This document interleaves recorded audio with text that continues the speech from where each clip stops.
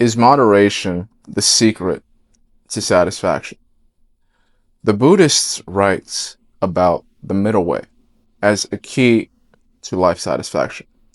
When a lot of people think about Buddhism or when they think about spirituality, they envision the monks, they envision people who commit themselves to a life of, in some ways, total recall over everything.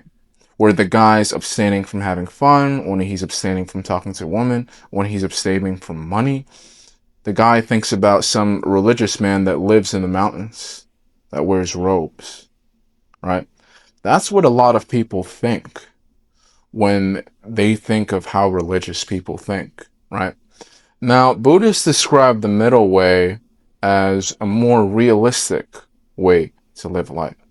It's not realistic to ask a guy to live in the mountains, to, not speak to women, to not care about money. It's simply not realistic, right? There's not a lot of guys that have the willpower, that have the care to commit themselves to a life like that, right? When we talk about the middle way, we talk about avoiding the extremes, the excessive highs, the lowest lows. And we talk about finding a balance that's realistic, right?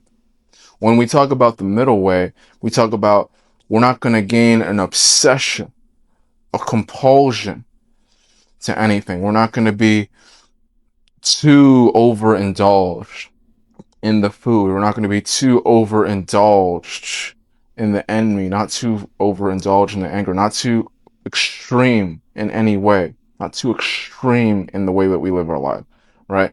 We talk about also not being too extreme in controlling yourself, learning how to have fun.